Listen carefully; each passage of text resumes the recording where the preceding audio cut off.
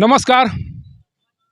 झारखंड अति पिछड़ा मोर्चा जो राजद के प्रदेश अध्यक्ष हैं इम्तियाज़ हुसैन वारसी, जो सासाराम शहर के रहने वाले हैं, उनके द्वारा नगर विकास मंत्री तेजस्वी यादव को एक पत्र लिखा गया है और पत्र में ये कहा गया है कि सासाराम शहर के अंतर्राज्यीय बस डिपो में महिलाओं के लिए कोई सुविधा उपलब्ध नहीं है, जिस कारण से महिलाओं को काफ़ी परेशानी होती है। इसी बात को जानने के लिए जो पत्र उनके द्वारा लिखा गया है नगर विकास मंत्री को, उसी पत्र के बारे में की हकीकत क्या है जानने के लिए मैं अभी अंतर्राज्यीय बस डिपो के पास आया हूं और यह जानने का प्रयास कर रहा हूं कि जो उनके द्वारा पत्र लिखा गया है उसमें कितना सच्चाई है, यहाँ पर आने वाली महिलाओं के लिए किस तरह की सुविधा है, क्या यूरिनल की व्यवस्था है, पेयजल की व्यवस्था है या कि नहीं, शौचालय की स्थिति क्या है, इसी बारे में जानने के लिए हम यहाँ पर आए हुए हैं। देखिए, एक यात्री हैं जो कहीं सफ़र करने वाले हैं। नाम बता दीजिए सर। मेरा नाम अतुल रंजन हुआ। कहाँ जा रहे हैं आप? हम तो रांची जा रहे हैं। कहाँ के रहने वाले हैं? यहीं सासाराम गजराज का। अच्छा, यहाँ आए हुए हैं। किस तरह की व्यवस्था है यहाँ पर? व्यवस्था के नाम पर तो कोई बहुत उचित व्यवस्था नहीं लगा, क्योंकि यात्री का सेट जो भी है वो पूर्ण रूप से विकसित नहीं किया गया है और महिलाओं के लिए कुछ ज़्यादा व्यवस्था नज़र नहीं आ रहा है। टॉयलेट लिखा गया है, इम्तियाज़ हुसैन वारसी हैं जो राजद के अल्पसंख्यक सेल के वो प्रदेश अध्यक्ष हैं, उनके द्वारा लिखा गया है कि अंतर्राज्यीय बस डिपो में आने वाली महिलाओं को काफ़ी दिक्कत होती है, महिलाओं के लिए कोई सुविधा उपलब्ध नहीं है। जो पत्र लिखा गया है वो कितना सच है, कितना गलत है, क्या लग रहा है आप? पूर्ण रूप से ये सत्य है, क्योंकि यहाँ पर सुविधा के नाम पर मुझे तो बहुत ज़्यादा नहीं है, क्योंकि ये सासाराम जो है अगर रोहतास जिला का मुख्य डिस्ट्रिक्ट है, मुख्यालय है, तो इसको तो विकसित होना चाहिए था।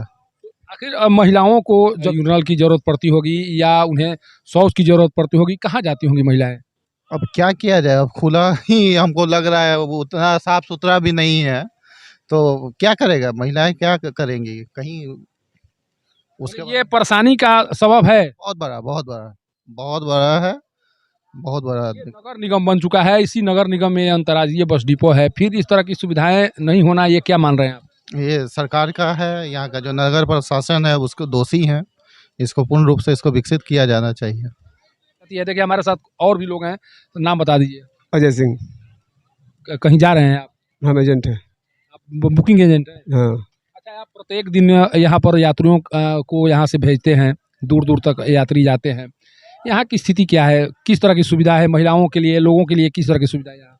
यहाँ कोई व्यवस्था ही नहीं है, न पीने का पानी है, न ठहरने के लिए शेड है, न रहने के लिए कहीं बैठने के लिए कोई कुर्सी व्यवस्था हुआ है, जो वो सीमेंटेड कुर्सी वगैरह बनता है वो सब भी नहीं है बैठने के लिए। अच्छा, जो महिलाएं जो आती होंगी यहाँ पर, उन्हें अगर ज़रूरत पड़ता होगा यूरिनॉल की या फिर शौच की, कहाँ जाती होंगी वो? बस वगैरह पीछे जहाँ अंधेरा होता है वहाँ चले जाते हैं लोग। मतलब बस के पीछे या कहीं, या जहाँ कहीं अंधेरा हो वहाँ चले जाते हैं लोग।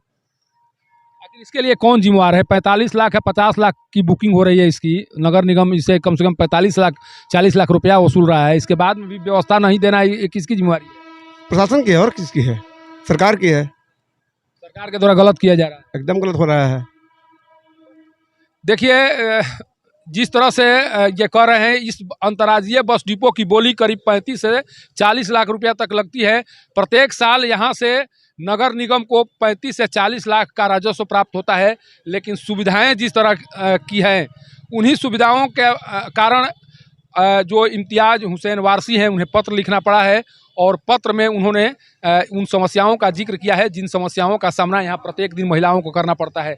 आप भी सर कहीं जा रहे हैं क्या? हेलो, आप भी कहीं जा रहे हैं? हाँ, घर जाएंगे। कहाँ के रहने वाले हैं? डेरा लेकर आते हैं, कुली हम बस स्टेशन के। अच्छा, आप कुली हैं, यहाँ रहते हैं। यहाँ पर जब भी महिलाएं आती होंगी सफ़र के दौरान, यहाँ पर उन्हें बैठना पड़ता होगा, किस तरह की सुविधा है उन लोगों के लिए? तो 10 रुपये लगता है, शौचालय में जाती है ना, तो किस तरह दूसरा जगह बैठ जाती है। पेशाब के लिए, पेशाब करने के लिए कहाँ जाते हैं? शौचालय में 10 रुपये लगता है। व्यवस्था ठीक ठाक व्यवस्था है? ठीक है ना, जो उसमें मतलब जाती है 10 रुपये लगता है, पेशाब करे चाहे पैखाना करे। मैंने स्थिति ठीक है? हाँ ठीक है ना भाव, इसमें मैंने उससे काम चल जाता है कि और इसको बढ़ाया जाना चाहिए, क्या लग रहा है? ना, उस साफ सुथरा हो जाता तो बढ़िया होता, तनी बढ़िया से चाक चुक तनी हो जाता तो बढ़िया हो जाता। अरे उसमें और काम की जरूरत है। हाँ, काम की जरूरत है। आपको क्या लग रहा है? आप भी यहाँ यहाँ पर कुली हैं। यही पलदारी करते हैं। क्या स्थिति है यहाँ पर? जो स्थिति लेकिन ढंग से सर नहीं है, इसको थोड़ा इस पर ध्यान देकर उसको बनाया मरम्मत किया जाएगा तो सही होगा सर। नहीं किया जाए, मरम्मत नहीं किया जाए, अगर किसी लेडीज़ के पास पैसा नहीं रहे तो वो मजबूरी में क्या करेगी लेडीज़? आप ही बताइए। बस डिपो में चाहे जहाँ जगह मिला लेडीज़ मजबूरी में बैठ जाती है। अगना रहे खुद देख रहे हैं क्या स्थिति है क्या नहीं है, इसमें बताना क्या है? बड़ा सोल्यूशन पानी का, कहीं लेडीज़ उतर जाए भैया पानी कहाँ मिलेगा, या तो खरीदना पड़ेगा 20 रुपये का, नहीं तो एक चापाकल है सरकार दे रखा है उसी में भरो। प्रत्येक जैसे बस का जो चालान कटता है यहाँ से कितना कटता है? ये नहीं मालूम है। देते होंगे ना यहाँ से आप लोग, यहाँ से यहाँ पर भुगतान करते होंगे, नगर निगम को भुगतान करते होंगे ना आप लोग? तो वही 50 रुपये का 50 रुपया देते हैं पर बस। पर बस यहाँ पर कितनी बस यहाँ से खुलती होंगी लगभग?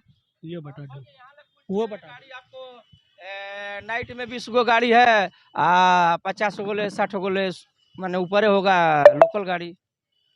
मतलब 50 या 60, मतलब 100 से ज़्यादा है ना? 150 करीब ना 150 करीब नहीं होगा, 100 गो गाड़ी से मैंने नीचे ऊंचे में रहेगा। 100 गाड़ी माने 5000 पर डे इनकम होगा ना लगभग? 5000, हाँ 5000 रुपये कम थोड़े होगा।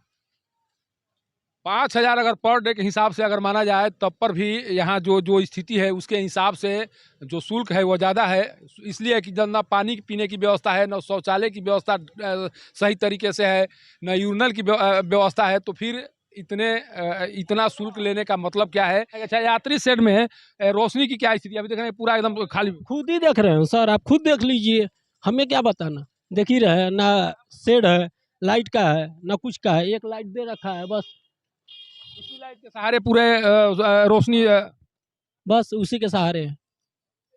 देखिए आखिर इस सरकार का मतलब, इस नगर निगम का मतलब क्या समझा जाए? नगर निगम का मतलब यही समझा जाए कि नगर निगम केवल और केवल यहाँ की यात्रियों की सुविधाओं को विकसित करने के बजाय उन्हें छीनने का काम नगर निगम के द्वारा किया जाता है। अगर नहीं किया जाता है तो फिर यहाँ पर जो सुविधाएं हैं वो बहाल क्यों नहीं की जा रही हैं? क्यों यात्रियों को सुविधाएं नहीं दी जा रही हैं? आखिर इन्हीं सुविधाओं के नहीं होने के कारण झारखंड के प्रदेश अध्यक्ष, जो अल्पसंख्यक सेल के प्रदेश अध्यक्ष हैं, उन्हें पत्र लिखना पड़ा है।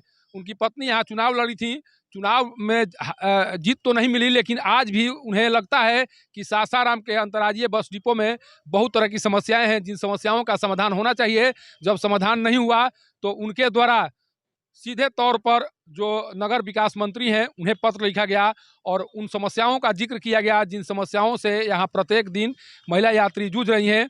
अगर उन समस्याओं का समाधान नहीं हुआ तो इस अंतर्राज्यीय बस डिपो में आने वाली महिलाओं की समस्याएं लगातार बढ़ेंगी, और जब बढ़ेंगी तो फिर यहाँ से लोग अपना सफ़र का प्रारंभ करना छोड़ देंगे। सासाराम के अंतर्राज्यीय बस डिपो से पब्लिक न्यूज़ के लिए सत्येंद्र चौबे की रिपोर्ट।